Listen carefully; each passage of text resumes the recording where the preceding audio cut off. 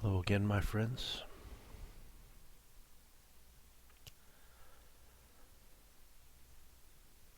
In spirituality, we are looking for something.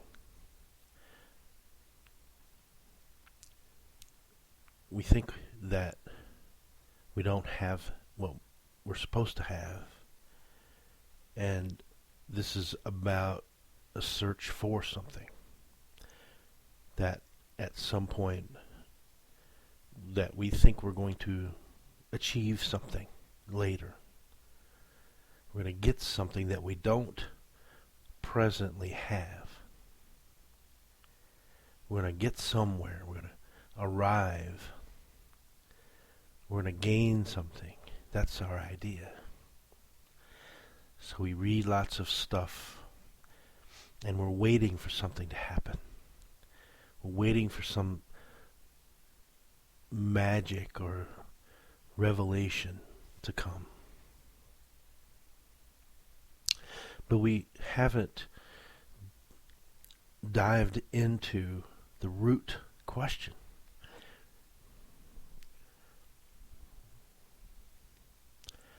It's really about reality. It's just about reality.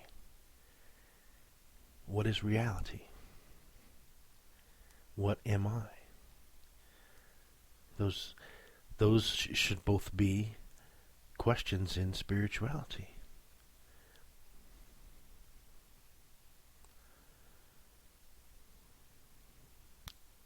And we ask, what am I, who am I? And we don't really have an answer for that question. We don't know what to do. We don't know what to do. We don't know what to do next. So we just kind of march along. We don't really know what we're doing. It can be helpful to have someone keep us on focus on the right question, on the right inquiry, on the inquiry that really matters, because we don't know that we're doing it, but we're missing the bus. We are leaving the separate entity intact, and that separate entity is the beneficiary of the spiritual search. It's the one doing the spiritual search and the one to benefit from the spiritual search. That entity is very much in the center of this. That entity, taken as a real thing, is then the center of the search, as it's always been the center of this life, the center of this story.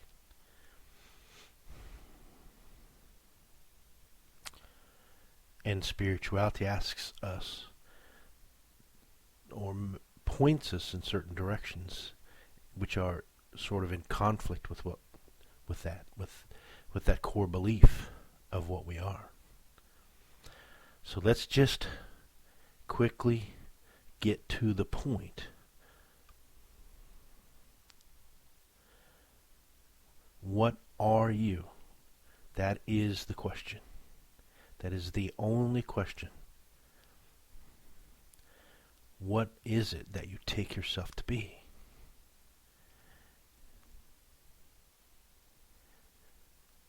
And we can't gloss over this. This is vital. What is it that you take yourself to be? Don't you take yourself to be this entity, this person, this existence? Didn't you begin? Isn't that what you take yourself to be? An entity which began on such and such a day? Previous to that particular time, you were not here. You did not exist. Isn't that our idea? You did not exist. You were not in existence at all. And then on a certain day, a certain time, you popped into existence where you were not there before. You were not there, and then suddenly, out of nowhere, you magically have appeared into existence. Existence has started. It has begun. Existence, your particular existence was not there, and now it is.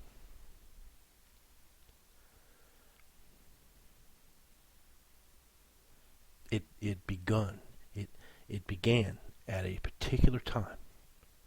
Someone flipped the switch. Someone lit the match. Someone turned the knob. Something happened. You did not exist before, and then you sprang into existence. Your existence began. Yes, isn't that our idea? Isn't that really the root, the core, the most cherished idea that you have about what you are? That existence began. It's very important to see this.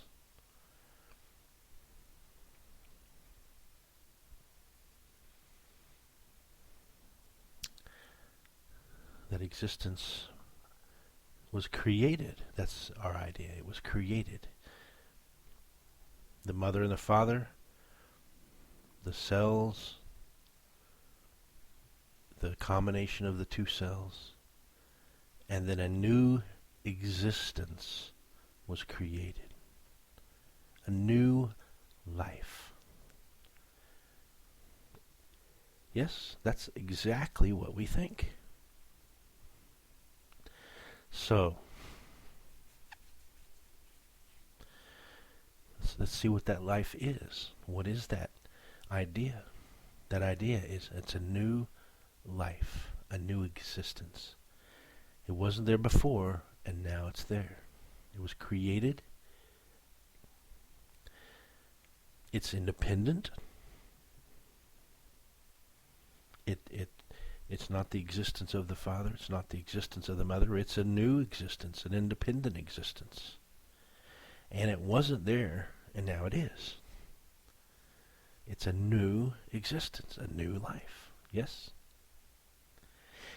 Now that existence or a life grows, yes, that's what we think, and takes shape as a fetus or an infant or toddler or a child or a teenager or an adult. And it goes on along for a while, and then it ends. That life or that existence which was existing now does not exist. On some day, at a certain time, it will cease to exist. It will just stop. It's there for a moment, and for some reason, accident or natural process, it ends. That existence comes to an end. So it has a beginning point and it has an ending point. That is your idea of yourself. You're an independent, finite existence or life. Yes? Is that not exactly what you take yourself to be? An independent and finite existence. And really, because it's independent, really, what is it? It's separate. It's a separate existence. It's an independent existence, and it's a finite existence. That is exactly what you think you are. Now, the first point that we must see is that is our idea of what we are. Yet, we're searching for wholeness. We are searching for a realization that existence is not separate. We're we're reading things that are telling us that existence is not separate. When our very core idea, the most cherished thing that we know, is that it is. It is that it is separate. That's what we take ourselves to be. So we believe that we are that, yet we are seeking oneness or wholeness or limitlessness. But the root idea that we believe is the opposite of that. The opposite of that, what's being pointed to in spirituality. It's the opposite of it. It's the proof that spirituality is false. If what you believe is true, then spirituality is bullshit. Existence is separate. If what you believe is true, then why are you seeking? Why are you reading all of these books that are talking about an undivided existence, whole existence? Why? When the very idea you have about yourself and everyone you know and everything you know is based on separation. The very root idea you have about what you are is that you are a separate finite existence. So it's fantasy. You're just living a fantasy. You're going out in spirituality. It sounds great. And I want that. I want some revelation, and then I want peace. That's really what we're after in spirituality. It's not that reality is not separate. We just want peace, and we want our problems to go away. But that's bullshit. Because the problem is at the root of our idea about ourselves. As long as that entity is intact as a belief, that's always going to be a fantasy. Because we're a hypocrite. You're a hypocrite if you are searching for wholeness while taking yourself to be separate, without being willing to look at it, seriously look at it. It's hypocritical. You're chasing a fantasy. Is that not true? So the first point is that we must notice that that's our root idea about ourselves, yet we're seeking wholeness, and that's a fantasy. The second point is that as separate existences, the rock is separate, the tree is separate, the sun is separate, the moon is separate. Everything's separate, independent. It wasn't there, it began its existence, and then it ends. It's a finite, independent, separate existence. Everything you know, according to your belief, is that everything is an independent, finite, separate existence. So the universe is made up of all these independent existences. Yet you want to find wholeness. It can't be done. What superglue is there that's going to superglue the universe of all these separate existences together into one homogeneous ball of oneness? What kind of bullshit is that? It's total bullshit.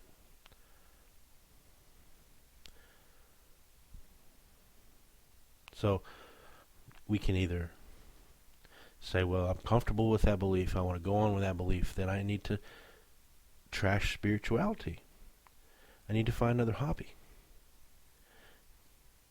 Because I see that it's hypocritical. I see that it doesn't make any sense to go about searching for wholeness when I, at my very core, believe that I'm an independent, separate existence, and my existence is finite. Or the other alternative is to consider the possibility that you did not begin, that you were not born, that you were not created, that you did not pop into existence.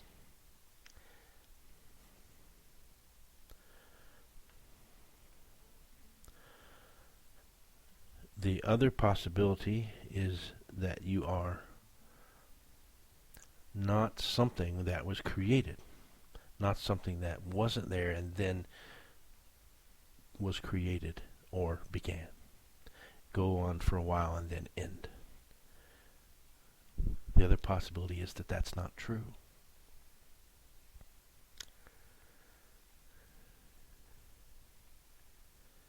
So, what you are is existing. You are existing. You can't deny that you exist. But did your existence begin?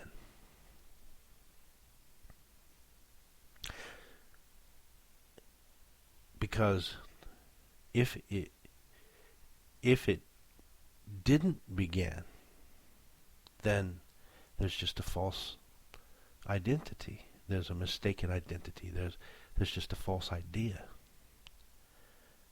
that you have about yourself.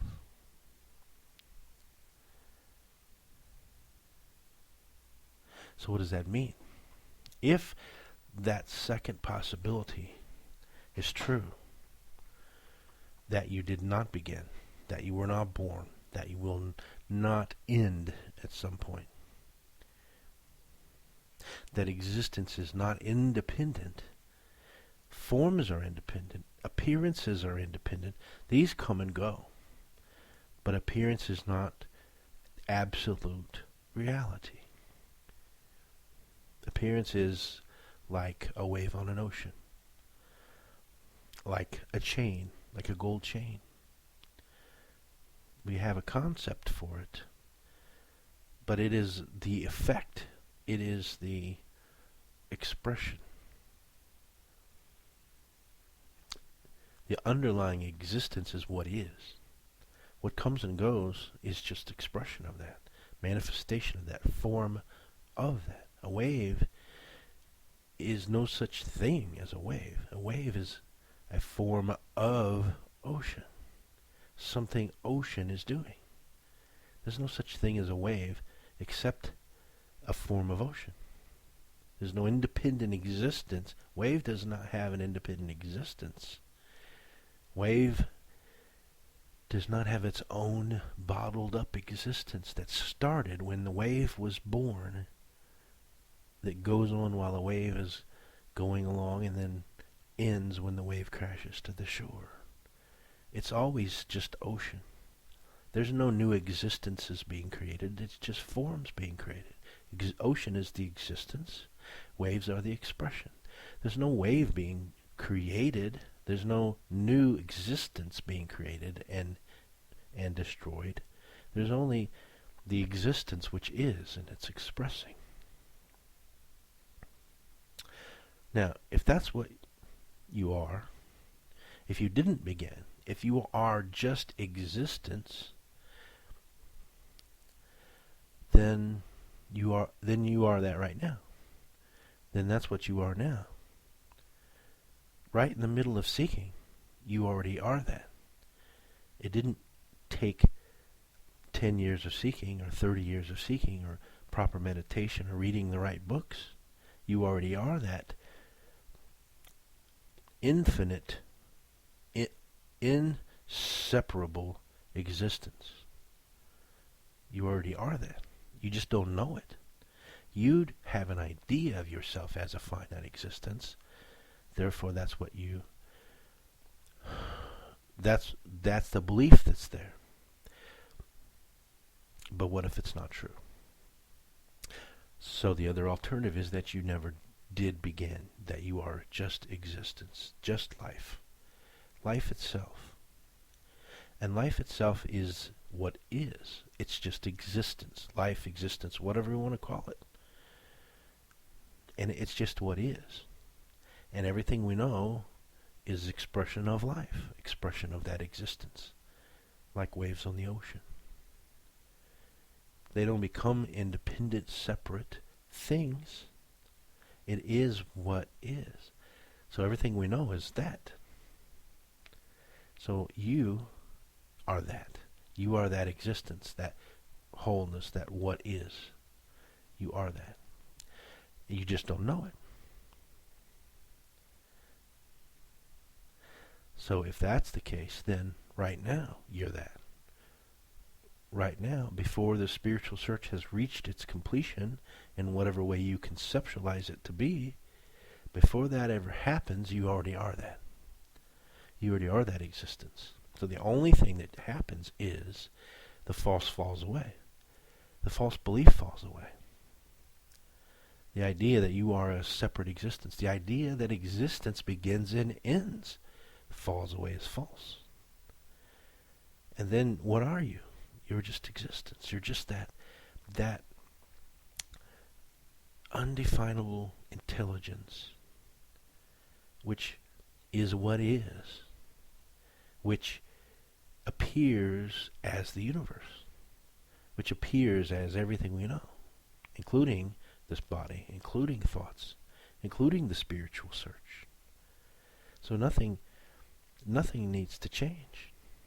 Nothing needs to happen. Nothing needs to come. You realize that you are that.